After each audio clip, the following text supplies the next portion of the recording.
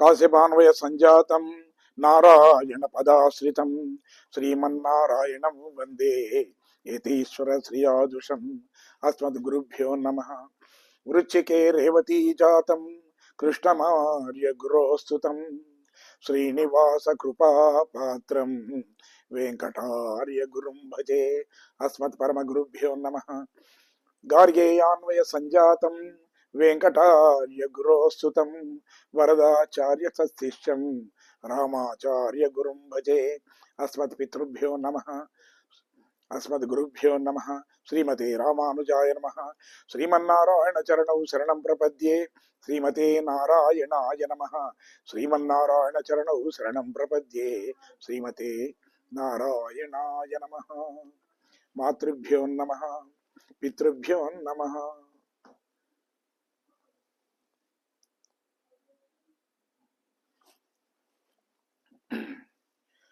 నీలాతుంగస్తనగిరితటీ సుప్తముద్బోధ్య కృష్ణం పారార్తం స్వం శృతిశతశిరసిద్ధమధ్యాపయంతి స్వోచ్ఛిష్టాయాం స్రజని గలితం వ్యాబలాత్కృత్య భుంక్తే గోదా తస్యై నమైదమిదం భూయే వాస్తు భూయ. ఆండాల్ దివ్య తిరువళిగళై శరణం. ప్రియ భగవద్బంధువులారా, ఆండాళ్ తల్లి ప్రసాదించిన 27వ పాశురాన్ని ఈనాడు మనం అనుసంధానం చేసుకుంటూ అందులో ఉండేటువంటి కొన్ని విషయాలను యథాజ్ఞానత తెలుసుకోవడానికి ప్రయత్నం చేస్తున్నాం. గోదాదేవి గోపికలు ఆచరించిన వ్రతం శ్రీవ్రతం అంటాం. ఇది మంగళకరమైనటువంటి వ్రతం. ఏమిటి ఈ శ్రీ? ఏమిటి మంగళకరం? ఎవరైనా కానీ తనకు మంగళకరము అంటే ఆయా వ్యక్తులు కోరుకునే కోరికలను బట్టి, వారి స్థాయిలను బట్టి అదే వాళ్లకు మంగళకరం. కొందరు అనుకుంటూ ఉంటారు, ఏదో గండం గడిస్తే చాలు అదే మంగళకరం వాళ్లకు. కాదు, మరేదో కావాలి, ఒక సంతానం కావాలి అనుకుంటారు, వాళ్ళ సంతానం కలిగితే చాలు అదే మంగళకరం. కాదు, మరికొందరు ఏమిటి అంటే నిరంతరమైనటువంటి ఆనందం కలిగి ఉండాలి అని కోరుకుంటారు. అవి అయితే వాళ్ళ స్థానాన్ని బట్టి, వాళ్ళ స్థాయిని బట్టి అలాంటి కోరికలు కోరుకుంటూ ఉంటారు. అయితే అంతము లేనటువంటి ఆనందాన్ని పొందగలిగితే అదే మంగళకరం అంటాం. మంగళకరానికి ఏమిటి అంటే అంతులేని ఆనందం ఉండాలి. ఈ రోజున ఆనందం ఉండి రేపు ఆనందం వెళ్ళిపోయి మరొకటి కావడం కాదు. నిరంతరం ఎప్పటికీ ఎల్లప్పుడూ ఎప్పుడు చూసినప్పటికీ కూడా ఆనందం తప్ప మరొకటి లేనటువంటి అలాంటి స్థితి కలిగి ఉండడమే అది మంగళకరము అంటాం. ఆనందాన్ని అనుభవిస్తుంటే ఎంత అనుభవించినా ఇక చాలు అని అనిపించవద్దు, తనివి తీరకూడదు. ఎంత అనుభవించినా అని ఇంకా ఉండాలి. అందుకే అంటాం చూడు, మనం గతంలో కూడా చెప్పుకున్నాం, కుంఠము అన్నాం. అంటే ఈ ప్రపంచంలో మనం ఏది మనం అనుభవించాలన్నప్పటికీ కూడా అది కొంత స్థాయి దాటగానే దాని మీద విరక్తి అనేది కలుగుతుంది మనకు. కానీ ఆ విధంగా విరక్తి కలగకుండా నిరంతరం కూడా ఎప్పటికీ ఆనందం శాశ్వతంగా ఉండిపోవడం ఏదైతే ఉందో ఆ మంగళకరమైనటువంటి ఆ ఘట్టమే, దాన్నే మనం శ్రీ అంటాం. కహ శ్రీ శ్రీయ పరమ సత్వ సమాశ్రయ కహ అంటే అలాంటి శ్రీకే శ్రీ అయిన వాడు. శ్రీ అంటే ఏమిటి? ఆనంద మంగళకరమైనది అంటే మన అమ్మవారు. అలాంటి వాడికే శ్రీ అయిన వాడు, అలాంటి వాడికే మంగళకరమైన వాడు ఎవరయ్యా అంటే అతడే పరమాత్మ. అతన్ని పొందగలిగితే చాలు శాశ్వతమైనటువంటి ఆనందం అనేది అలాగే ఉండిపోతుంది. అది అంతులేని ఆనందం అంటాం. లోకంలో ఉన్నంత వరకు సుఖంగా ఉండాలి. తర్వాత ఈ శరీరం పడిపోయిన తర్వాత ఈ ఆత్మ అనేది వైకుంఠానికి వెళ్ళి అక్కడ అనంతమైనటువంటి ఆనందాన్ని అనుభవిస్తూ ఉండాలి. అక్కడ నిత్యులతో ముక్తులతో కలిసేసి అక్కడ ఆనందాన్ని అనుభవించాలి. అయితే అలాంటి ఆనందం ఏదైతే ఉందో అలాంటి అనుభూతులను ఈ శరీరంతోనే అనుభవిస్తున్నాడు. ఈ శరీరం ఉండగానే ఈ లోకంలోనే అనుభవిస్తున్నటువంటి అదృష్టవంతులు ఎవరయ్యా అంటే గోపికలు. ఆ పరమాత్ముడి యొక్క దివ్య రూప లావణ్యాలను చూస్తూ అనంతమైనటువంటి ఆ ఆనందాన్ని వాళ్ళు అనుభవిస్తున్న వాళ్ళు అలాంటి అదృష్టవంతులు ఆ గోపికలే. కాబట్టి వాళ్లకు ఇంకా అది కాక మరొక మంగళకరమైన కోరిక ఏముంటుంది? అదే మంగళకరమైనటువంటి కోరిక కదా అంటారు. గోపికలు అలాంటి మధురానుభూతులను ఈ లోకంలోనే వాళ్ళు అనుభవిస్తూ ఉన్నారు. కృష్ణుడు సింహాసనాన్ని అధిష్ఠించినటువంటి ఆ ఘట్టాన్ని చూసి ఆ తర్వాత తాము ఆచరించే వ్రతానికి కావలసినటువంటి పరికరాలను గురించి వెనుకటి భాషణంలో వాళ్ళు కోరారు. వారు కోరినటువంటి వస్తువులు ఇవన్నీ కూడా ఆ ద్రవ్యములు చాలా సులభమైనవే, కానీ ఆ కోరిన గుణములు కలిగినటువంటి వస్తువులు అనేటివి చాలా దుర్లభమైనవి. వస్తువులు సులభమే, కానీ అలాంటి గుణాలు కలిగినటువంటి వస్తువులు కావాలి అనడం అది మాత్రం చాలా దుర్లభమైందే. అందుకే పరమాత్మ గోపికల హృదయాలలో ఉన్నటువంటి ఆ భావనను గ్రహించాడు. ఆయన గ్రహించి వీరు భావిస్తున్నది వస్తువులు కాదు, కేవలం నన్ను వీళ్ళు కావాలని కోరుకుంటున్నారు అని ఆయనకు అర్థమైపోయింది స్వామికి. అని అన్నాడు, సరే మీరు కోరుకున్నటువంటి వస్తువులు ఇవన్నీ కూడా దుర్లభములు కదా అంటే గోపికలు ఏమన్నారు? అవి ఆలినిలయ్యా అన్నారు. అంటే వటపత్రశాయి అన్నారు. అంటే ఈ సకల భువనాలను కూడా నీలో ఉంచుకొని కేవలం ఒక మర్యాకు మీద పడుకొనగలిగిన సామర్థ్యం కలిగిన వాడికి నీవు అలాంటి ఘటన దురంధరుడివి. అలాంటి నీకు ఈ మేము కోరిన వస్తువులు ఇవ్వడం అనేది అసాధ్యమైనటువంటి విషయం కాదు కదా అంటూ ఆ పరమాత్మను స్తుతించారు. ఎందుకంటే వాసుదేవ సర్వమితి సమహాత్మ సుదుర్లభ అంటారు. అంటే వాసుదేవుడే సర్వస్వాన్ని భావించినటువంటి అలాంటి మహాత్ముడు, అలాంటి భాగవతోత్తముడు దొరకడం అనేది చాలా చాలా దుర్లభమైనటువంటి విషయము అంటారు. కానీ ఈ గోపికలకు అలాంటి విశ్వాసం కలవారే. ఈ గోపికలందరూ కూడా ఎలాంటి వాళ్ళు? వీళ్ళు సర్వం కూడా పరమాత్ముడు అనేటువంటి భావననే తప్ప మరొకటి ఉన్నవాళ్ళు కాదు. తమకు కావలసింది పరమాత్మనే, తమకు ఆ పరమాత్మను అందించేది పరమాత్మనే, ఉపాయము ఉపేయము స్వామి అనేటువంటి నమ్మినటువంటి వాళ్ళు వీళ్ళు. పరమాత్ముడి మీద నమ్మకం ఉన్న వాడికి తర్వాత ఏమిటి అనేది ఒక ఆలోచన ఉండదు. మన లౌకికమైన ఒక ఉదాహరణ చెప్తారు మన పెద్దలు. ఒక వ్యక్తి ఉండేవాడు. ఆయనకేమిటి అంటే ఈ లౌకికమైన విషయాల పట్ల ఆసక్తి ఏమీ లేదు. ఆయనకు కేవలం ఒక చెట్టు క్రింద ఉండేవాడు. అయితే ఆయనకు కూడా ఏమిటి అదృష్టవశాత్తు ఆయనకు పెళ్ళయింది. పెళ్ళైన భార్య కూడా అలాంటిదే. అంటే సర్వం పరమాత్ముడి మీదనే తప్ప మరొకటి భారం వచ్చేది కాదు. అయితే వాళ్ళు ఏమిటి యాచన చేసేవాళ్ళు. వెళ్ళి నిరంతరం భగవన్నామ సంకీర్తన, తర్వాత సమయం మధ్యాహ్న కాలంలో వెళ్ళి అక్కడ వెళ్ళి భిక్ష అడిగేవాళ్ళు. భిక్ష అడిగితే వాళ్ళకు ఒకవేళ రొట్టెలు దొరికాయి అనుకోండి, అంటే మనిషికి 2 రొట్టెలు తినేవాళ్ళు. అంతకన్నా ఎక్కువ రొట్టెలు వచ్చాయనుకోండి ఏం చేసేవాళ్ళు? ఇంకెవరికన్నా ఉన్న వాళ్ళకి ఇచ్చేవాళ్ళు. అయితే ఈ విధంగా పెళ్ళైన కొద్ది రోజుల తర్వాత ఒక రోజున భర్త ఏం చేశాడు? ఆ రోజు 8 రొట్టెలు దొరికాయి. కాగానే ఆయన ఏం చేశాడు? 2 రొట్టెలు తాను తిన్నాడు, 2 రొట్టెలు భార్యకి ఇచ్చాడు, 4 రొట్టెలను ఒక గుడ్డలో గట్టి చెట్టుకు కడుతున్నాడు. భార్య అడిగింది, ఏమండి అవి ఏమిటి, ఎందుకు కడుతున్నారు అన్నాడు. కాదు మరి రేపు దొరకాయో దొరకనప్పుడు ఉంటాయి కదా అన్నాడట. అనగానే ఆమె నవ్వింది, ఏమండి ఇదేనా మీకు పరమాత్మ మీద ఉండే విశ్వాసం? ఇన్ని రోజులుగా మిమ్మల్ని ఆదుకుంటున్నటువంటి పరమాత్మ రేపు ఆదుకోడు అనేటువంటి భావన మీకు ఎందుకు కలిగింది? అంటే మీలో ఏదో లోపం జరుగుతుంది అన్నాడు. వెంటనే తనలో ఉండేటువంటి ఆ భావాన్ని చూసి అది ఆయన ఏంటంటే కించపడ్డాడట. అయ్యో ఎందుకు ఇలాంటి భావన కలిగింది అని తన మనసు మార్చుకొని మళ్ళీ ఆ 4 రొట్టెలు వేరే వాళ్ళకి ఇచ్చేశాడట. అంటే పరమాత్ముడి మీద విశ్వాసం అనేది అంతగా ప్రబలి ఉండాలి. సర్వం కూడా పరమాత్ముడే నన్ను ఆదుకునేవాడు పరమాత్ముడు అనేటువంటి భావననే ఉండాలి, కానీ రేపు ఎల్లుండి అనేటువంటి విచారం కూడా ఉండకూడదు. ఇక్కడ ఉండేటువంటి గోపికలు అలాంటి వాళ్లే. తమకు ఏది కావాలన్నప్పటికీ కూడా పరమాత్ముడే ఇస్తాడు అని, పరమాత్ముడి అనుగ్రహం వల్ల మాత్రమే వాటిని పొందగలుగుతాము అని, పరమాత్ముడి అనుగ్రహం ఉంటేనే వాటిని తాము అనుభవించగలుగుతాము అనేటువంటి ఉద్దేశం కలిగిన వాళ్ళు ఈ గోపికలు వీళ్ళందరూ కూడా. అయితే వీళ్ళు అడిగారు, సరే కృష్ణుని పోలిన వాళ్ళు మరొకరుండరు. అలాగే పరమాత్ముడి చేతిలో ఉండేటువంటి ఆ శంఖముందే పాంచజన్యాన్ని పోలినటువంటి శంఖము మరొకటి ఉండదు. అయితే వీళ్ళు ఏమన్నారు? మా అందరికీ పాంచజన్యం అలాంటి శంఖం కావాలి అన్నారు వీళ్ళు. అయితే వీళ్ళ ఉద్దేశం ఏమిటి? ఎప్పుడైనా కానీ పరమాత్ముని వదిలిపెట్టి ఉండదు ఆ పాంచజన్యం. చక్రం ఏం చేస్తుంది? అప్పుడప్పుడు శత్రువు సంహారానికనే వెళుతుంది. అప్పుడు స్వామి నుండి వియోగం కలుగుతుంది, దానికి మళ్ళీ తిరిగి స్వామి దగ్గరికి చేరుతుంది. కానీ ఈ పాంచజన్యం అలా కాదు, నిరంతరం కూడా ఆ స్వామి వారి చేతిలోనే ఉంటుంది. అంతేకాకుండా ఆయన ఆయన ఆ శంఖాన్ని పూరిస్తున్నప్పుడు ఆ స్వామి వారి అందమైనటువంటి ఆ పెదవులకు అది తాకుతుంది. అంతటి అదృష్టం కలిగింది అది. కాబట్టి పాంచజన్యం అనేది ఎప్పుడు పరమాత్ముడి నుంచి దూరంగా ఉండదు. పాంచజన్యాన్ని వదిలిపెట్టి పరమాత్ముడు కూడా ఉండడు. కాబట్టి వీళ్ళు కోరిన కోరికలు ఉండే అంతరార్థం ఏమిటి? స్వామి, మాకు పాంచజన్యం కావాలి అంటే ఎలాగూ నీవు పాంచజన్యాన్ని వదిలి ఉండలేవు, కాబట్టి నీవు కూడా మాతో రావాలి అని అర్థం. అంటే కొన్ని అర్థాలు అలాగే ఉంటాయి. కొందరు చాలా చాలా చాకచక్యంగా మాట్లాడగలిగిన వాళ్ళు ఉంటారు. ఒక వ్యక్తికి తన కూతుర్ని చూడాలనేటువంటి బుద్ధి కలిగింది.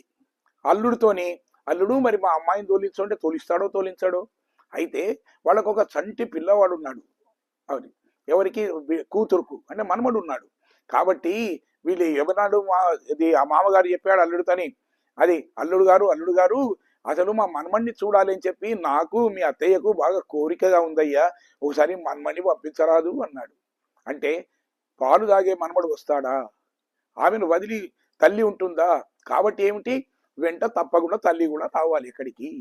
అలాగే ఇక్కడ కూడా మాకు పాంచజన్యం కావాలి అని అంటే పాంచజన్యాన్ని ఎలాగూ వదిలి ఉండలేడు, కాబట్టి పరమాత్ముడు తాను అక్కడికి రావాలి అని చెప్పి వాళ్ళు ఆ విధంగా, ఆ గోపికలు చాలా నర్మగర్భితంగా వాళ్ళు ఆ విధంగా వాళ్ళు కోరికను కోరారు.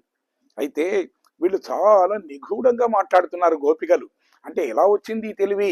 పరమాత్ముని యొక్క దివ్య దర్శనం వల్ల వాళ్ళలో అలాంటి చాకచక్యంగా, తర్వాత సందర్భోచితంగా మాట్లాడేటువంటి అలాంటి శక్తి అనేది వాళ్ళకు ఆ విధంగా వచ్చేసింది.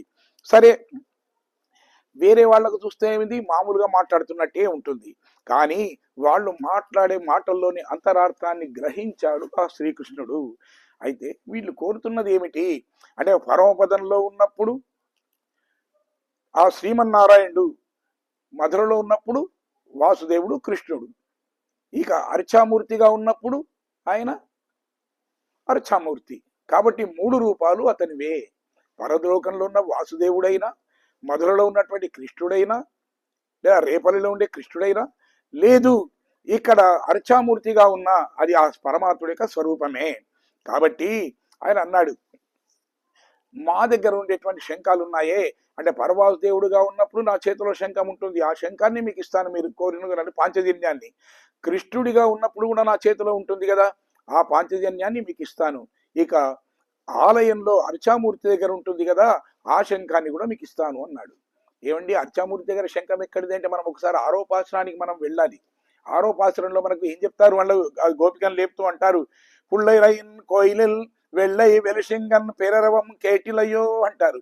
అంటే అక్కడ ఆలయంలోంచి, అది ఆ గరుడుడికి ప్రభు అయినటువంటి ఆ స్వామి యొక్క ఆలయంలో నుండి వినిపిస్తున్నటువంటి ఆ శంఖపు గొప్ప ధ్వనిని మీరు వినలేదా అంటుంది. అంటే అప్పుడు కూడా ఆలయము ఉంది, ఆలయంలో శంఖం కూడా ఉంది, కాబట్టి 3 శంఖాలు ఇస్తాను అన్నాడు ఆయన. తర్వాత వీళ్ళు ఏమన్నారు, చాలా పెద్ద పర కావాలి అన్నారు. పర అంటే అదొక వాద్యం, అది ఒకటి తప్పెట లాంటి ఒక వాద్యం అది. అయితే త్రివిక్రమావతారంలో ఎప్పుడైతే ఆ బలి చక్రవర్తి యొక్క అహంకారాన్ని తాను అణగగొట్టాడో, అప్పుడు అక్కడ ఉండేటువంటి జాంబవంతుడు తాను ఆ కృష్ణుడి యొక్క అది ఆ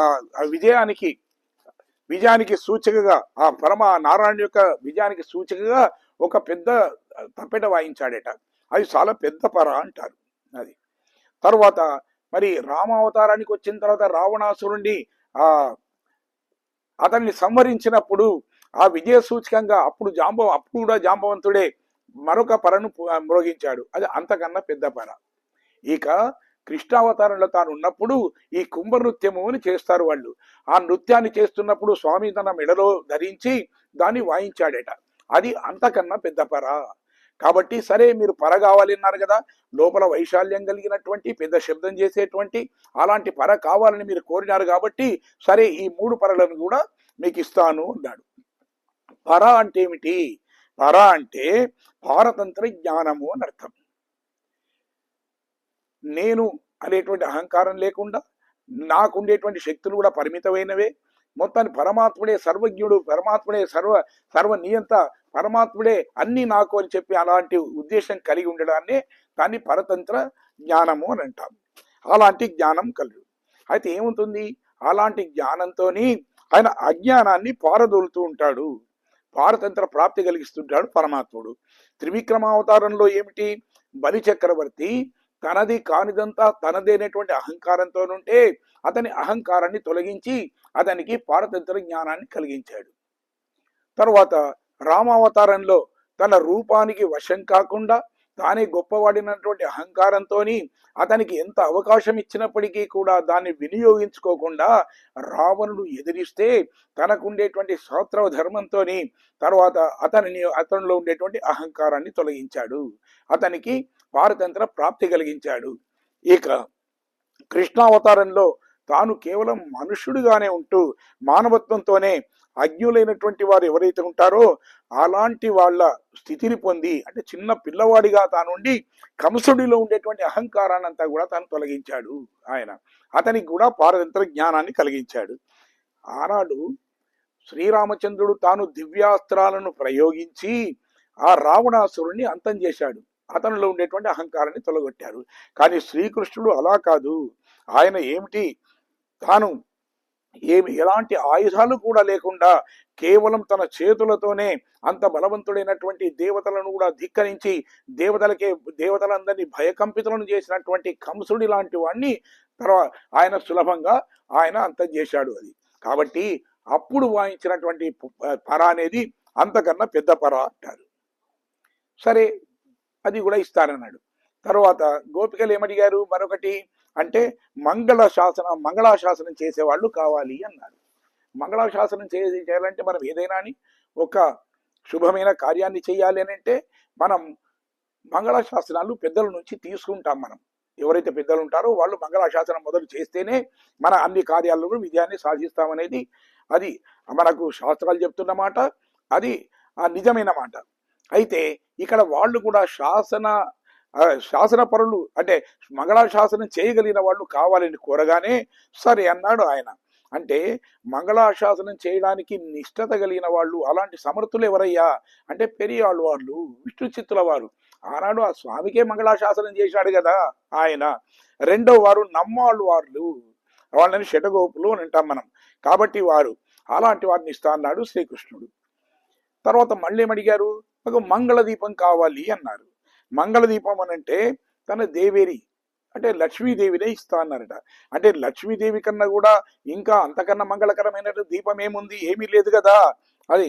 కాబట్టి శ్రీరంగహర్మ్య మంగళ దీపరేఖాం అంటారు కదా అమ్మవారిని. కాబట్టి ఆ లక్ష్మీదేవిని కూడా ఇస్తాను అని చెప్పి అన్నాడు. అలాగే వీడు జెండా కావాలి అన్నారు. జెండా అంటే వీడు పరమాత్మని గుర్తించడానికి ఉండేది జెండా. ఏమిటి అంటే గరుడు. అందుకంటారా దాస సఖ వాహనం ఆసనం ధ్వజ ఎస్తే విధానం వ్యంజనం త్రయీమయ అని అంటారు. అంటే ఆ విధంగా గరుడుని కూడా ఇస్తాడు. మరి పెద్ద చాందిని కావాలి అన్నారు. అంటే అంత పెద్ద ఇప్పుడు 5 లక్షల మంది గోపికలకు కూడా ఆచ్ఛాదనగా ఉండగలిగినటువంటి చాందిని, అలాంటి వస్త్రం అనేది ఏముంటుంది, ఏమీ ఉండదు. కేవలం ఆదిశేషుడు మాత్రమే. ఆనాడు తాను యమునా నదిని దాటుతున్నప్పుడు కూడా అంత వర్షం కూడా ఒక నీటి బొట్టు కూడా తల మీద పడకుండా పైన ఛత్రంలా అంటే గొడుగులా ఉన్నాడే, అంతకన్నా పెద్ద 1000 పడగలు కలిగినటువంటి ఆ స్వామి కన్నా అంతకన్నా ఇంకా సేవలు చేసేవాడు ఎవడు ఉంటాడు. కాబట్టి అలాంటి ఆ ఆదిశేషుడిని కూడా ఇస్తాను అన్నాడు.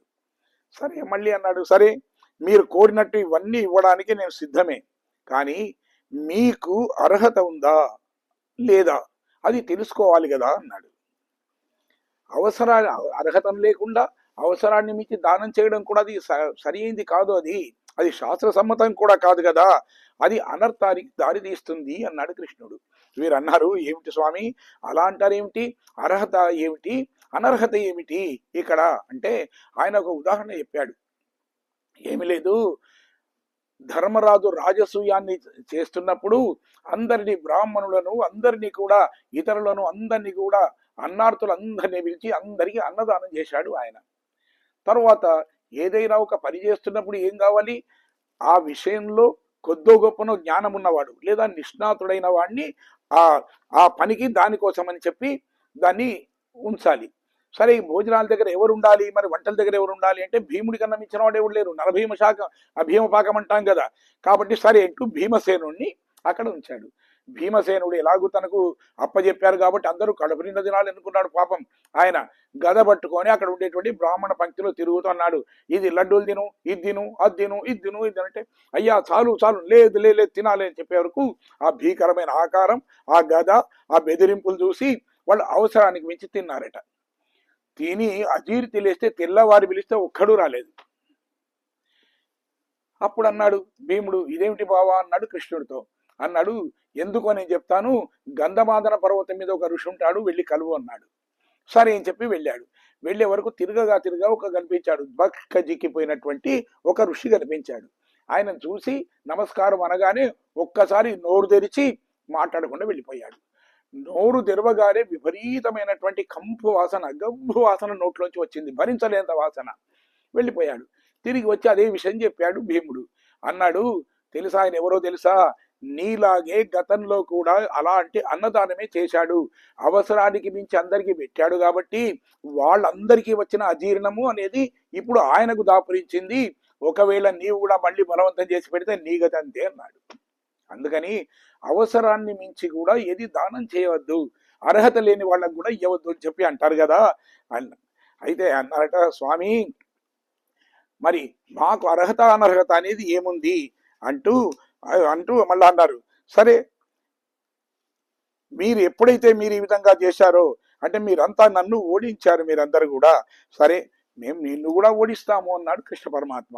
అయితే అప్పుడు వాళ్ళు అంటున్నారు, వాళ్ళు ఆ గోపికలు, கூடாரை வெல்லும் சீரு கோவிந்தா உந்தன்னை பாடி பறை கொண்டு யாம் பெருசெம்மானம் நாடு புகஜும் பரிசினால் நன்றாக சூடகமே தோல் வளையே தோடே செவிப்பூவே பாடகமே என்ற நைய பல்கலனும் யாமணிவோம் அடையுடுப்போம் அதன் பின்னே பால் சோறு மூடனை பெய்து முஜங்கை வழிவார கூடியிருந்து குளிரிந்தேல் ஒரெம்பாவாய் ஆண்டாள் திவ்ய திருவலிகளே శరణం.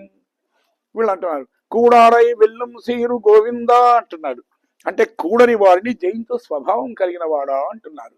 కూడని వారు అంటే ఎవరైతే పరమాత్మని కలిసి ఉండకుండా ఉంటారో, పరమాత్మని ద్వేషించేవారు ఉంటారో వాళ్ళను కూడని వారు అంటాం. కాబట్టి అలాంటి వాళ్ళని జయించేవాడా అంటూ స్వామిని పొగుడుతున్నారు. భగవంతుని యొక్క సమాగమం లభించిన తర్వాత అతని దివ్య మంగళ విగ్రహాన్ని, కళ్యాణ గుణాలను అనుభవించినటువంటి ఆ ఆ ఫలం వల్ల వీళ్ళు అనుకుంటున్నారు, ఏం లేదు, ఆ రోజు తాము పరమాత్ముడితో కలిసిన దానికి, అంటే శుభ సమయం ఆసన్నమైన దానికి, అలాంటి మధురమైనటువంటి జ్ఞాపకం చిరస్థాయిగా ఉండిపోవడానికి వాళ్ళు ఏమనుకున్నారు, ఒకటి పాలు, అన్నము, పంచదార, నెయ్యి, వీటన్నిటితోని కలిపి ఒక పదార్థాన్ని తయారు చేయాలి అనుకున్నారు. అది ఇలా మనం అంటామే పాయసం అంటామే, అలాంటిది అది. దాన్ని శ్రీకృష్ణుడితో కలిసి తినాలన్న తమ కోరికను ఆ కృష్ణుడితో చెప్పారు వాళ్ళు. కృష్ణ సాక్షాత్కారం కలుగునంత వరకు మేము పాలు గాని నెయ్యి గాని తినమన్నారు కదా, నెయ్యి ఉన్నాం, పాలు ఉన్నాం, నాటకాలు నీళ్ళని చెప్పారు కదా రెండవ పాసురంలో. కాబట్టి ఇప్పుడు ఆ పరమాత్ముడి యొక్క సమాగమం జరిగింది కాబట్టి ఇప్పుడు తాము ఆ పాలు నెయ్యి కలిపినటువంటి ఆ మధురమైనటువంటి ఆ పాయసం లాంటి పదార్థాన్ని తినాలి అనుకున్నారట. గోవిందా ఈ అనే నామ సంకీర్తన ఈ పాసురం నుండి 3 పాసురాలలో మనకు కనిపిస్తుంది. ఇంతవరకు ఏమిటి, నారాయణ, కేశవ అని పిలిచారు. ఇక రేపటి పాసురంలోనేమో ఆ గోవిందుని నామం ఉచ్చరించినందుకు కారణం ఏమిటి చెబుతూ ఆ తర్వాత పాసురంలో తాము కోరినటువంటి ఫలాలను, వివరాలను తెలియజేస్తారు గోపికలు. కూడారై వెల్లం సేరు గోవిందా అంటూ కృష్ణుని కూడని వారిని జయించు స్వభావం కలవాడా అంటూ సంబోధిస్తున్నారు. అంటే లోకంలో జనులు 3 రకాలుగా ఉంటారు అని చెప్తారు మన పెద్దలు. ఒకటి ఏమిటి, భక్తులు, అంటే పరమాత్ముడికి అభిముఖులు, అంటే పరమాత్ముడి పట్ల భక్తి విశ్వాసాలు కలిగి సర్వం కూడా పరమాత్ముడే అనే భావనతోని ఉండేవాళ్ళను వాళ్ళ భక్తులు అంటాం. ఇక రెండవ వాళ్ళు శత్రువులు, వీళ్ళను విముఖులు అంటాం.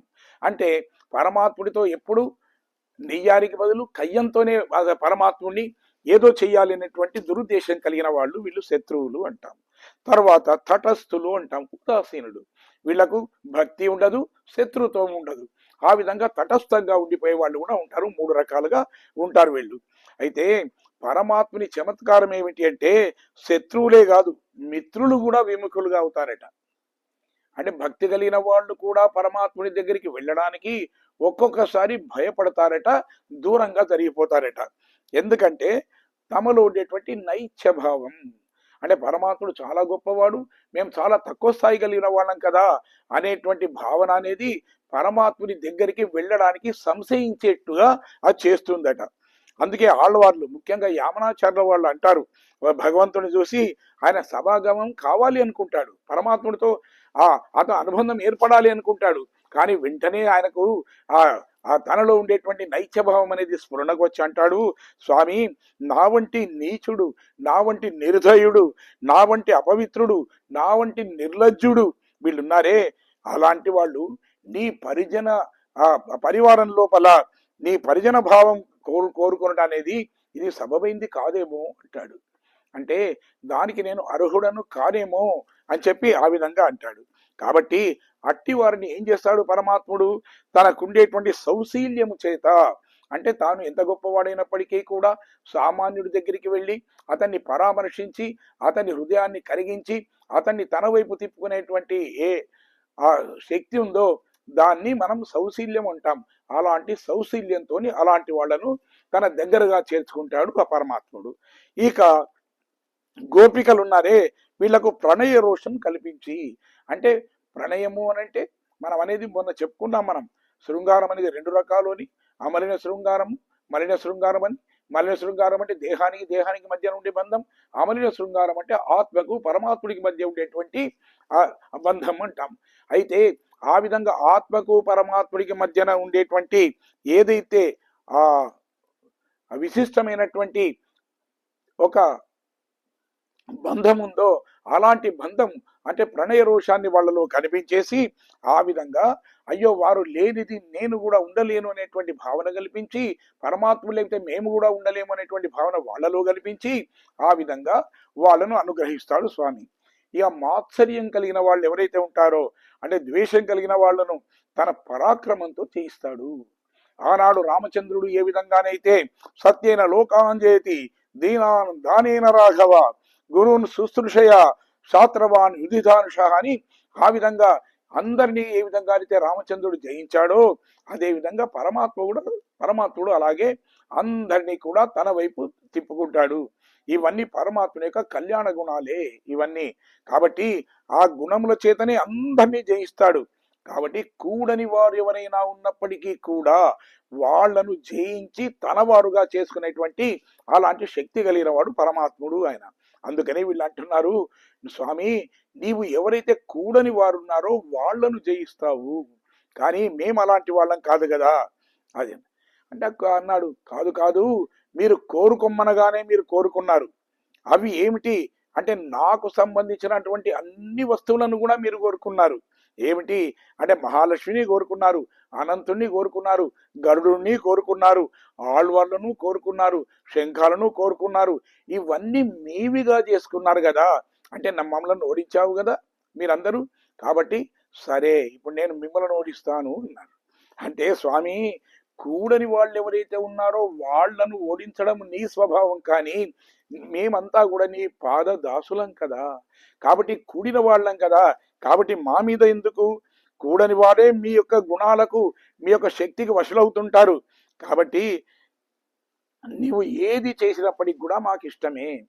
నీవు నీ నీ ముఖారవిందాన్ని చూడడమే మాకు పరమ ప్రాప్తిగా భావిస్తున్నాం, అదే మాకు పరమ సంతోషాన్ని కలిగిస్తున్నది. అలాంటప్పుడు నీవు ఏమి చేసినప్పటికీ కూడా మాకు అభ్యంతరం అని లేదు. అయినా మేము కూడని వాళ్ళం కాదు కదా.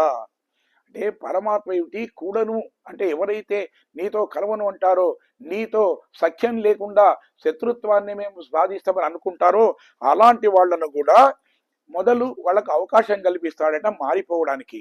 కానీ ఆ అవకాశాన్ని వాళ్ళు వినియోగించుకోకుండా ఇంకా అలాగే చేస్తుంటే అప్పుడు వాళ్ళను జయిస్తాడు స్వామి.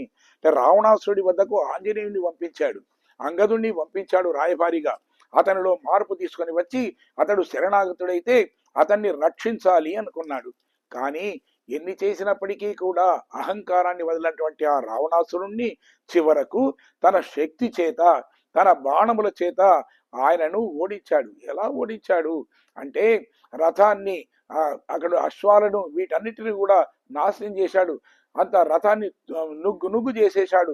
కిరీటం ఎక్కడో పడిపోయింది, ధ్వజం ఎక్కడో పడిపోయింది, చేతిలో ఉండేటువంటి విల్లును కూడా ముక్కలు చేస్తే చివరకు ఆ భయపడి ఆ మిగిలిన ముక్కను కూడా బయట వారేశాడు రావణాసురుడు.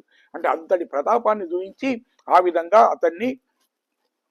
అతన్ని గచ్చ గచ్చ అంటూ చేశాడు. పోని మరునాడైనా గాని ఒకవేళ ఈ రామచంద్రుడి యొక్క గొప్పతనాన్ని, రామచంద్రుడి యొక్క పరాక్రమాన్ని తెలుసుకున్నటువంటి ఆ రావణాసురుడు తెల్లవారు వచ్చి శరణాగతి అయితే రక్షిద్దాము అనుకున్నాడు. అందుకే ఆనాడు చంపగలిగినప్పటికీ కూడా అతన్ని సంహరించకుండా, సరే నువ్వు రేపు మళ్ళీ కొత్త ఆయుధాలు అవి తీసుకొని రా అంటూ పంపించాడు అవి.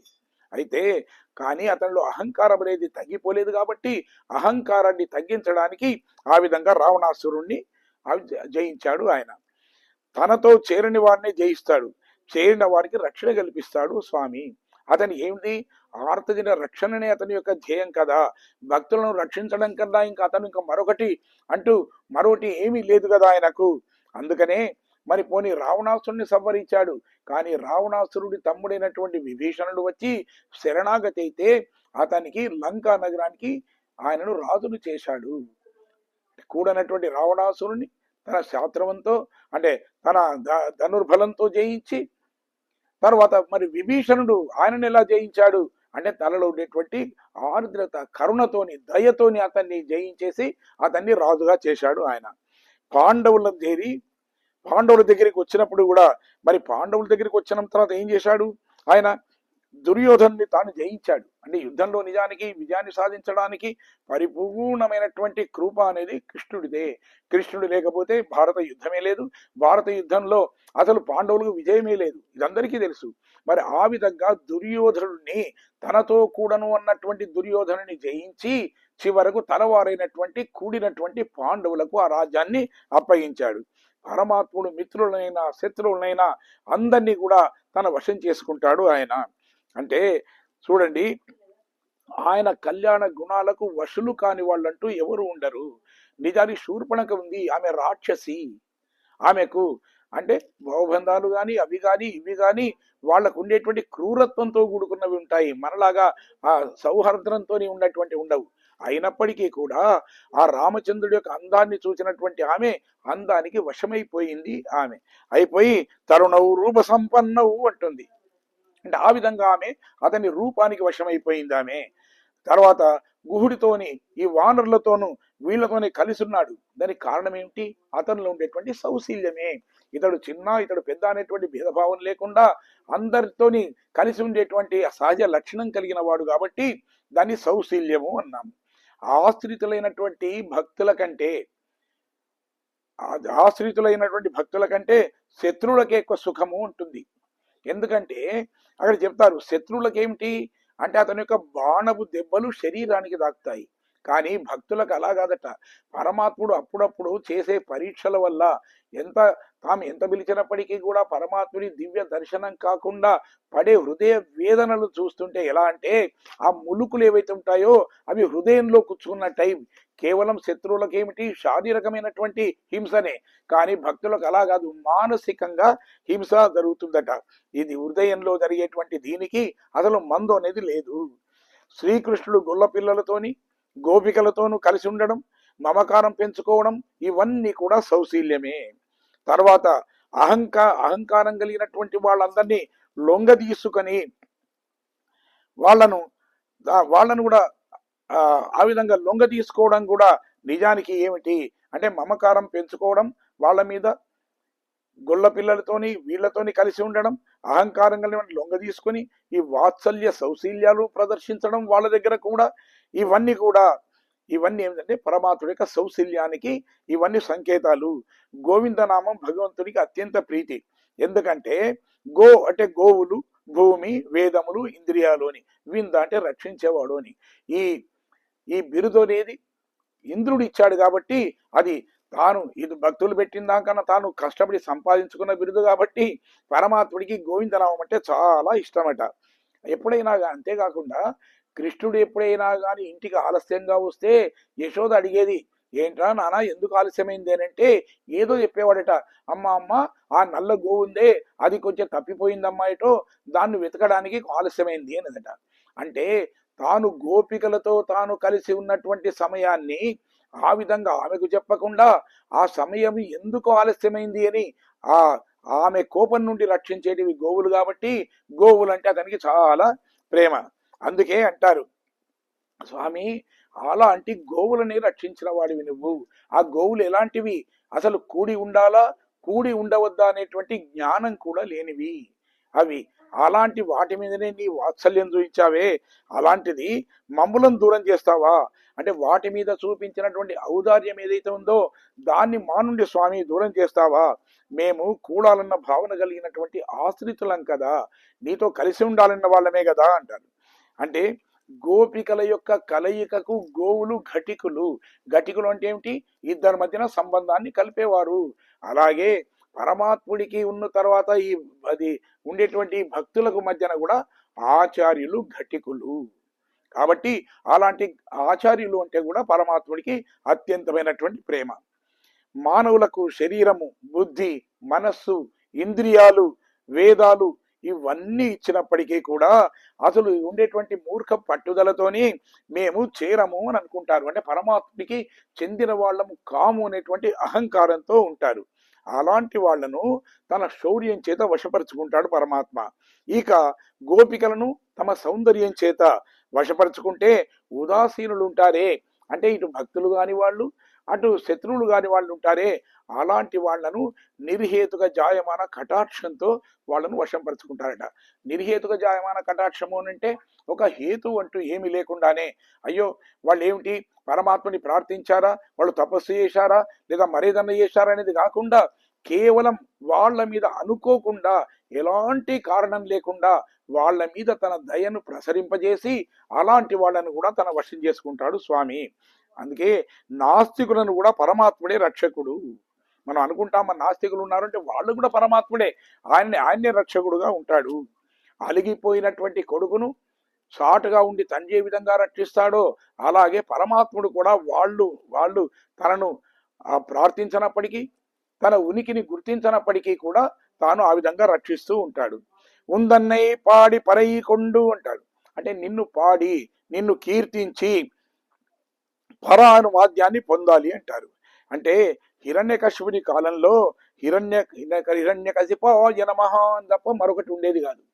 ఇక ఇంతకుముందు ఇక్కడ ఉండేటువంటి రేపల్లెలో కూడా కృష్ణుడి నామాన్ని పైకి ఉచ్చరించడం అనేది అదొక నేరంగా ఉండేది. ఎందుకంటే ఆ పెద్దలందరూ కలిసి ఏం తీర్మానం చేశారు, కృష్ణుడు చాలా దుందుడుగుతనాలు చేస్తున్నాడు కాబట్టి తమ ఆడపిల్లలను అతని నుండి రక్షించుకోవాలని చెప్పి నేల మాడిగల్లో ఉంచారు. ఎవ్వరి నోట కూడా శ్రీకృష్ణుడి యొక్క పేరు రాకుండా వాళ్ళు కట్టుదిట్టం చేశారు. కానీ ఈనాడు అలా కాకుండా ఎటు చూసినప్పటికీ కూడా కృష్ణనామ సంకీర్తన అనేది ఆ విధంగా చేరుతూ ఉందట. కాబట్టి ఇప్పుడు ఏమిటి అంటే ఇంతవరకు మా మనసులలో నీ నామాన్ని జపించుకున్నప్పటికీ కూడా ఇప్పుడు ప్రత్యక్షంగా పైకే ఆనందంగా వాయినాలు పాడి అంటే నోటితో ఆ విధంగా పాడేటువంటి అదృష్టం అనేది మాకు కలిగింది స్వామి. అంతేకాకుండా నీవు వేణుగానంతో మా పేర్లను రహస్యంగా వినిపిస్తావు మా ఇళ్ల ముందరికి వచ్చి, మేము దానికి ఆకర్షితమైపోయి నీ దగ్గరికి వస్తూ ఉంటాము. ఇది తర్వాత కృష్ణ, నువ్వు నిజానికి మా వద్దకు నువ్వు రావలసింది. ఎందుకంటే నీవు రామావతారంలో ఉన్నప్పుడు సీతమ్మ దగ్గరికి నువ్వే వెళ్ళావు కదా, పోనీ కృష్ణావతారంలో కూడా రుక్మిణి దగ్గరికి నువ్వే వెళ్ళావు, కానీ రుక్మిణి వచ్చిందా నీ దగ్గరికి? అయినా మేము అలా కాదు, నీ మీద ఉండేటువంటి ప్రేమ చేత, నీ మీద ఉండేటువంటి గౌరవం చేత, నీ మీద నిన్ను వదిలి ఉండలేనటువంటి అలాంటి ఆప్యాయ అనురాగాల చేత మేము స్త్రీలము అనేటువంటి ఆ ఆ భావనను కూడా మేము మర్చిపోయి చివరకు నీ దగ్గరికి వచ్చాం కాబట్టి, ప్రత్యక్షంగా నీ సన్నిధికి చేరుకున్నాం కాబట్టి గోవిందా నిన్ను కీర్తించినందుకు, ఈ విధంగా పిలిచినందుకు మాకు సన్మానం కావాలి అన్నారు వాళ్ళు. అంటే యాం పేరు సమ్మానం అంటే మాకు గొప్ప సన్మానం కావాలి అన్నారు. గొప్ప అనడంలో ఏమిటి అంటే వీళ్లకు నిజానికి ఇలాంటి కీర్తి కాంక్ష కలిగిన వాళ్ళు కాదు ఈ గోపికలు, కేవలం పరమ భక్తులు వీళ్ళంతా కూడా. అయినా వీళ్ళు అన్నారు మాకు సన్మానం కావాలి అన్నారు. అంటే మేము పొందే సన్మానం ఎలా ఉండాలి అంటే లోకాలన్నీ కూడా కీర్తించేట్లుగా ఉండాలి. అంత గొప్ప సన్మానం. ఆహా, కృష్ణుడు ఎంత గొప్ప సన్మానం చేశాడు గోపికలకు అని అందరూ వేనోళ్ళ కూడా పొగిడేట్టుగా అలాంటి గొప్ప సన్మానం మాకు కావాలి అన్నారు. నారాయణే నమక్కే, నారాయణే మాకు సర్వస్వమని అన్న వాళ్లకు కాబట్టి మేము అలాంటి అర్హత పొందిన వాళ్ళము. మిగతా వాళ్ళందరికీ కాదు, మిగతా వాళ్ళందరికన్నా కూడా మేము పరమ భక్తులం కాబట్టి దానికి తగినటువంటి సన్మానం మాకు కలగాలి. ఊరి వాళ్ళ కొరకు పరా, కానీ మాకంటూ సన్మానం కావాలి. శ్రీరాముడు సీతాదేవికి చేసిన సన్మానం గుర్తు చేశారు. తండ్రి వద్దకు వెళుతూ ద్వారం వద్దకు వచ్చినటువంటి ఆ సీతకు తన మెడలోని పుష్పహారం వేసినటువంటి ఆ శ్రీరామచంద్రుడు పాణిగ్రహణ పూర్వకంగా కిందికి వంగి, ఆగుము సీత, నువ్వు రాకు అన్నాడట కైకేయి మందిరానికి వెళుతున్నప్పుడు. ఆ విధంగా పాదగ్రహణం చేయడము అంటే ఇది కూడా మనకేం చెప్తారంటే ఇది అనురాగమే కానీ అనుచితమైంది కాదు, ఇది అపచారం కాదు అని చెప్పి మన పెద్దలు చెప్తారు. సన్మానం అనేది లోకుల ఆనందం కోసమే గాని ఈ గోపికలకు ఉన్నటువంటి కీర్తి కాంక్ష వల్ల మాత్రం కాదు. దశరథునికి కౌసల్య, సుమిత్ర, కైకేయి ఈ ముగ్గురు భార్యలే కాకుండా 350 మంది భార్యలు ఉన్నారట. అయితే ఆ యజ్ఞంలో దొరికినటువంటి పాయసాన్ని సుమిత్ర తర్వాత కౌసల్య, సుమిత్ర, కైకేయులకు పంచిన మిగతా 350 మంది కూడా ఎప్పుడు కూడా బాధపడలేదట వాళ్ళు. అంటే అది దానికి ఈర్షపడలేదు వాళ్ళందరూ కూడా. వాళ్ళందరూ కూడా సంతోషించారు. అంతేకాకుండా నారద తుంబురుడు, నారదుడు అంటే ఈ నారదుడు కాదు, నారదుడు అంటే ఒక యక్షుడు, ఆయన తుంబురుడు వీళ్ళు ఒకసారి గానాన్ని చేస్తుంటే అందులో తుంబురుడికి మంచి గానం చేశాడని చెప్పి కృష్ణుడి వల్ల అతనికి సన్మానం జరిగింది. ఆ సన్మానం చూసినటువంటి నారదుడు కూడా ఈర్షపడకుండా అతడు సంతోషాన్ని వ్యక్తపరిచాడట. రావణుని వధించిన తర్వాత అయోధ్యకు వచ్చిన తర్వాత శ్రీరామచంద్రుడు తాను అధిరోహించవలసినటువంటి ఆ గజం మీద దాన్ని విభీషణుడి దాని మీద కూర్చోబెట్టి ఊరేగింపుగా తీసుకుని వెళ్ళాడట ఆయన. కాబట్టి ఆనాడు విభీషణుడికి ఎంత గొప్ప సన్మానం జరిగిందో అలాంటి సన్మానం మాకు జరగాలి అంటూ నాడు పుగజం పరిశినాల్ నన్రాగా అంటారు. అంటే లోకులు పొగిడే రీతిలో బావుగా సన్మానం జరగాలి అని కోరాయట. అంటే ఏడబాటు వల్ల దుఃఖంతో ఆ శ్రీరామచంద్రుడు తాను ఆ రావణాసురుడిని వధించిన తర్వాత తిరిగి వచ్చేటప్పుడు విభీషణుడు ఉండి అన్నాడు, చక్కగా స్నానం చేసి కొత్త వస్త్రాలను ధరించి వెళ్ళమన్నాడు. కాదు, అక్కడ భరతుడు నా కోసం వేచి చూస్తున్నాడు, నేను వచ్చేంత వరకు కూడా స్నానం చేయనని చెప్పి భీష్మించుకొని కూర్చున్నాడు.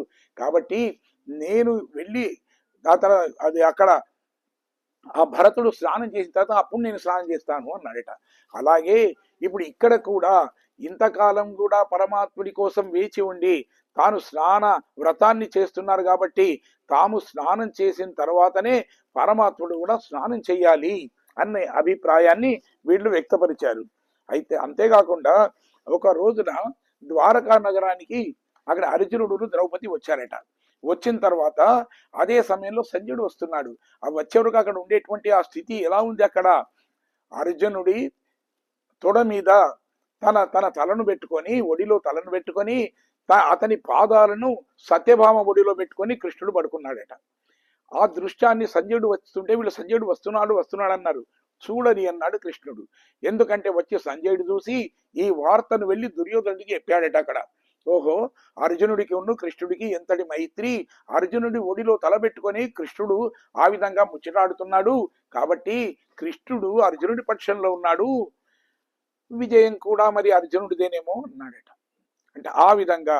అంతేకాకుండా ఈ రాముడు తర్వాత రావణ యుద్ధం ప్రారంభానికి ముందుగా శుకసారిణులు అనేటువంటి ఆ రాక్షసులు గూఢాచారులుగా వచ్చి ఈ రామచంద్రుడి సైన్యాన్ని వాళ్ళు పసిగట్టడానికి చూశారట. అయితే వాళ్లను వానరులు సంవరించబోతే ఆపి తనకుండేటువంటి మొత్తాన్ని అంతా జయించి వాళ్ళను సన్మానించి పంపించాడట రామచంద్రుడు. అయితే వాళ్ళు వెళ్ళి రావణుడి దగ్గరికి వెళ్ళి చెప్పారు, ఓహో ఏమి సైన్యము, ఎంత ఉంది, రావుని ఔదార్యం ఏమిటి అంటూ. ఈ విధంగా అంటే వాళ్లకు ఎలాంటి సన్మానం జరిగిందో అలాంటిది తమకు కూడా సన్మానం కావాలి అన్నారు. అంటే మేమేదో అడిగి సన్మానం చేయించుకుంటున్నామని మాత్రం భావించవద్దు. అడిగి సన్మానం చేయించుకుంటే అది భిక్షతో సమానం. ఇప్పుడు మనం ఏదైనా అడిగి తీసుకున్నది ఏమిటి, అది భిక్షతో సమానం కదా. కానీ అలా కాదు, నీకై నువ్వే మా మా మా స్థితిని కనిపెట్టి మా భక్తిని నీవు కనిపెట్టి ఆ విధంగా నీవు సన్మానం చెయ్యాలి అన్నారట. తర్వాత తాను సన్మానం చేయడానికి బదులు మరి నీలాదేవితో సన్మానం చేస్తే ఎలా బాగుంటుందేమో అన్నాడు కృష్ణుడు. గోపికలు కూడా అన్నారు, చాలా చక్కని ఆలోచన స్వామి, ఎందుకంటే ఆనాడు సీతాదేవి చేత నీవు ఆంజనేయుడికి ఇంద్రుడు పంపించినటువంటి మాలను వేయించావు. అప్పుడు ఏమన్నావు నువ్వు అంటే, నీ ఇష్టం వచ్చిన వారికి, పౌరుష ప్రతాపాలు కలిగిన వాళ్లకు తర్వాత ఈ మాలను మెడలో వెయ్యనంటే ప్రదేహి సుభగే హారం ఎస్తే తుష్టాది భామిని అని ఆ రోజు అన్నావే, నిజమే, ఇప్పుడు కూడా అలాగే చేయించాలి. నీవు కూడా మా అమ్మ నీలాదేవితోని ఆమె ద్వారా మాకు సన్మానం చేయించాలి అని కోరారు గోపికలు. సన్మానంలో ఏ ఏ వస్తువులు కావాలో వివరిస్తున్నారు. చూడగమే తోల్ వలయ్యే తోడే సెవి పూవే పాడగమే అంటారు. చూడగమే అంటే హస్తాభరణాలు, అంటే గాజులు కావాలి అన్నారు. తోల్ వలయ్యే అంటే భుజంలకు ధరించేటువంటి భుజకీర్తులు అంటే కడియాలు, అవి కావాలి అన్నారు. తోడే కరణాభరణాలు అంటే చెవులకు పెట్టుకునేటువంటి అవి ఉంటాయే కమ్మలు, అలాంటివి కావాలి అన్నారు అవి. తర్వాత దుద్దులు, సెవి పూవే అంటే కర్ణ పూలు కావాలి. పాడగమే అంటే పాదాభరణాలు అంటే కడియాలు, అందెలు మొదలైనవి కావాలి అని చెప్పి వీళ్ళు కోరారు. అంటే ఎండనయ్య పలకలను యాం అనియోం అంటారు. అంటే తాము తెలిపినటువంటి ఆభరణాలను తాము ధరించాలని కోరుతున్నారు. అమాయకులమైన మేము ఈ ఆభరణాలను ఎలా ధరించాలో నిజానికి మాకు అంతగా తెలియకపోవచ్చు, కానీ నీకు ఇష్టమైన రీతిగా అంటే పరమాత్ముడికి ఇష్టమైన రీతిలోనే తాము ధరించాలని భావిస్తున్నారు కాబట్టి ఆ పరమాత్ముడే తమకు ఈ ఆభరణాలన్నీ కూడా ధరింపజేయాలి అని వీళ్ళు ఆ పరమాత్ముడిని అలంకరించాలని కోరుతున్నారు. గాజులు అంటే ఏమిటి? పాణిగ్రహణ సమయం లోపల భర్త చూసేది మొదట హస్తమే, అంటే గాజులతో నిండినటువంటి హస్తాన్ని చూస్తాడు. దీన్ని అనన్యార్హ భోగ్యత్వము అంటాం. ఇది తర్వాత భుజకీర్తులు, పెళ్లి జరిగిన తర్వాత హోమ సమయంలో భుజాలకు భుజాలు తాకించి కూర్చుంటారు, అది కాబట్టి అది. తర్వాత కర్ణాభరణాలు అంటే దుద్దులు, వాటికి 8 రాళ్ళు ఉంటాయి. అష్టాక్షరాలు ఉండేటువంటి 8 అక్షరాలకు ప్రతీకలుగా ఉంటాయి అవి. కర్ణపూలు చేయి భాగంలో ఉండేటువంటి 2 ఇవి కలిగినట్టు ఉంటాయి, అవే ద్వయమంత్రం అంటాం. తర్వాత కాళి అందే అంటే చర్మ శ్లోకం, చివరి శ్లోకం, అంటే అదే గతి ఉపాయము అని, చరణం శరణం ప్రబద్ధి అంటాం కదా అది. కాబట్టి భార్యాభర్తల మధ్యన చనువు ఏర్పడిన తర్వాత ప్రణయ కలహం సాధారణంగా కలుగుతూ ఉంటుంది. అంటే మనకు భాగవతంలో లేకున్నప్పటికీ కూడా మనం అందరం కూడా విశ్వసించేది ఏమిటి? శ్రీకృష్ణుడు యొక్క తలను సత్యభామ తాకింది అని, ఆమె పాదాలు పట్టుకున్నాడు అని చెప్పి మనం చెప్పుకుంటూ ఉంటాం. మనం ఇవన్నీ కూడా పాదస్పర్శ చేశాడు అని. ఆడయుడు పోం, అలాగే వస్త్రాలు కూడా కావాలి అన్నారు. ఎక్కడో దూరంలో ఉన్నటువంటి ద్రౌపది, కృష్ణ ద్వారకావాస అంటే అక్షయమైన వస్త్రాలను ఇచ్చావు కదా, అలాంటిది ఇక్కడనే ఉన్నటువంటి మాకు మేము కోరుకున్నటువంటి వస్త్రాలను కూడా నీవు ఇవ్వాలి అని అన్న. అవి మాత్రం ఇవ్వలేవా? శ్రీరాముడు ఎడబాటుతోని సీతమ్మ నగలను దూరంగా పెట్టిందట. కానీ ఎప్పుడైతే శ్రీరాముడితో మళ్ళీ తిరిగి తాను కలిసిందో రావణవధానంతరం, అప్పుడు ఆ నగలను ధరించిందట. అదన్ పిన్నే పాల్షోరు మూడనై పేదు ముజంగై వజివార కూడి ఇరిందు కుజిందు అంటారు.